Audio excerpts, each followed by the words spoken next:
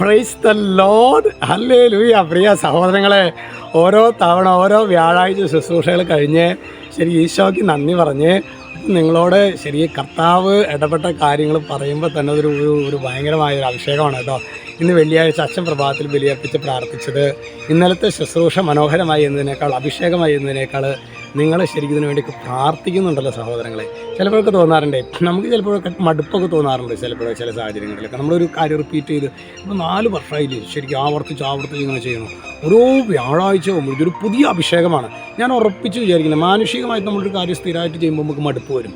എന്നാൽ നിങ്ങൾ ശരിക്കും നമ്മൾ ഒരു കൂട്ടായ്മയിൽ നിങ്ങൾ അച്ഛന് വേണ്ടിയും സെൻറ്ററിന് വേണ്ടിയൊക്കെ പ്രാർത്ഥിക്കുന്നതുകൊണ്ടായിരിക്കും ഓരോ ആഴ്ച എന്ന് പറയുമ്പോൾ ഒരു പുത്തൻ അഭിഷേകമായിരിക്കും കർത്താവ് നമുക്ക് നൽകുന്നത്. ഞാൻ ഇപ്പോഴും നന്ദിയോടെ ഓർക്കണമെന്ന്, ഇന്ന് വരെ ഞങ്ങൾ നേരിൽ കാണാത്ത അനേകർ നമ്മളുടെ യൂട്യൂബിലെ ശുശ്രൂഷ കണ്ട് പ്രാർത്ഥിക്കുന്നതിനൊക്കെ പ്രതി ഞാൻ ഈശോയ്ക്ക് നന്ദി പറയുകയാണ് കേട്ടോ. നിങ്ങളെയും കർത്താവ് സമൃദ്ധമായിട്ട് അനുഗ്രഹിക്കട്ടെ. പ്രത്യേകിച്ച് പല വാർഷിക ധ്യാനങ്ങൾക്കൊക്കെ പോയി ആകെ കൂടി വാർഷിക ധ്യാനത്തിനെ അവർ കണ്ടിട്ടുള്ളൂ, അതിനുശേഷം കണ്ടിട്ടൊന്നുമില്ല. പക്ഷേ അവർ സ്ഥിരമായിട്ട് കാണുന്നു, പ്രാർത്ഥിക്കുന്നു.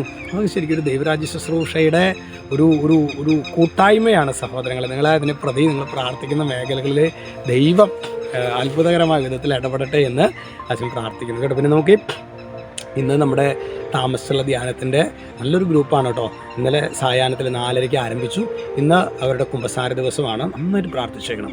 നമ്മൾ ശരിക്കും പറഞ്ഞു കഴിഞ്ഞാൽ രോഗം മാറാനോ അല്ലെങ്കിൽ സാമ്പത്തികമായ ബുദ്ധിമുട്ടുകൾ, വിവാഹ തടസ്സം, അതിനു വേണ്ടിയൊക്കെ പ്രാർത്ഥിക്കുന്നതിനേക്കാളൊക്കെ സ്വർഗം ശ്രേഷ്ഠമായിട്ട് കരുതുന്നത് എന്തിനു വേണ്ടിയാണെന്ന് അറിയാവോ? ആഴമായ അനുതാപത്തിന് വേണ്ടി പ്രാർത്ഥിക്കുക, നല്ലൊരു കുമ്പസാരത്തിന് വേണ്ടി പ്രാർത്ഥിക്കുക. അങ്ങനെ പ്രാർത്ഥിച്ച ആളുടെ ഗുണം എന്താ? ഈ ജനം തന്നെ സ്വർഗത്തിൽ നിന്ന് കൃപകൾ സ്വീകരിക്കാൻ തക്ക വിധത്തിൽ ദൈവം അവരെ ഉയർത്തും. അതുകൊണ്ട് നല്ലൊരു കുമ്പസാരം, ഇന്ന് 3 മണിക്കാണ് കുമ്പസാരം, നല്ലൊരു കുമ്പസാരത്തിന് വേണ്ടി നിങ്ങൾ പ്രത്യേകമായിട്ട് പ്രാർത്ഥിച്ചേക്കണം കേട്ടോ. ഇന്ന് നമ്മൾ ധ്യാനിക്കുന്നത് പ്രഭാഷക പുസ്തകം 7:36. നമ്മുടെ വചനം പറയാണ്, ഓരോ പ്രവൃത്തിയും ചെയ്യുമ്പോൾ ജീവിതാന്ത്യത്തെ പറ്റി ഓർക്കണം. അവസാനം, എനിക്കൊരു അവസാനമുണ്ട് എന്ന കാര്യം നമ്മൾ മറക്കരുത്. എന്നിട്ട് പറയാണ്, എന്നാൽ അപ്പം എന്തുണ്ടാകും? എന്നാൽ നീ പാപം ചെയ്യുകയില്ല. ചിലപ്പോഴൊക്കെ ചില ദൈവമക്കളെ കുഞ്ഞുങ്ങളൊക്കെ അച്ഛൻ്റെ അടുത്ത് വന്ന് പറയുമ്പോൾ ഞാൻ ഈ വചനം കൊടുക്കാറുണ്ട്, മോനെ ഈ വചനത്തിൻ്റെ അർത്ഥം പറയാൻ പറയും, അവരോട് തന്നെ പറയാൻ പറയും. പ്രിയ സഹോദരങ്ങളെ, നമ്മൾ ശ്രദ്ധിക്കണമല്ലേ അച്ഛ. കാരണം ഞാൻ പറയാറുണ്ട്, മക്കളെ, ഈശോ ഈ ഭൂമിയിലേക്ക് വന്നത് അന്ധനെ സുഖപ്പെടുത്തുക, ബധിരനെ കാഴ്ച നൽകുക, ഊമനെ സംസാരിക്കുക, ഇത് മാത്രമൊന്നുമല്ല. ഇതൊക്കെ സിമ്പിൾ കാര്യങ്ങൾ. ലക്ഷ്യം എന്താണെന്നറിയോ? തൻ്റെ ഏറ്റവും അടിസ്ഥാന പ്രബോധനം, സ്വർഗമുണ്ട് മകനെ, മരണാനന്തര ജീവിതം ഉണ്ട് മകനെ, നിത്യമായൊരു വസതി നിങ്ങൾക്കുണ്ട് മകനെ, ഇത് പറയാൻ വേണ്ടിയിട്ടാണ്. എന്നാൽ പിശാച് ശരിക്കും ഇത് ബോധപൂർവ്വം നമ്മളിന്ന് മറച്ചു വെച്ചിരിക്കുകയാണ്. അതുകൊണ്ട് സഹോദരങ്ങളെ, വചനം ഓർക്കുക. ഓരോ പ്രവൃത്തി ചെയ്യുമ്പോൾ ജീവിതാന്ത്യത്തെ പറ്റി ഓർക്കണം. ഇത് പറയാനാണ് യേശു വന്നത്.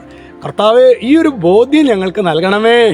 കർത്താവേ, എന്തോ കുമ്പസാരത്തെ അഭിഷേകമാക്കണമേ. ഇനി ഒരിക്കലും പാപം ചെയ്യാത്ത വിധത്തിൽ വിശുദ്ധിയാൽ ഞങ്ങളെ നിറയ്ക്കണമേ.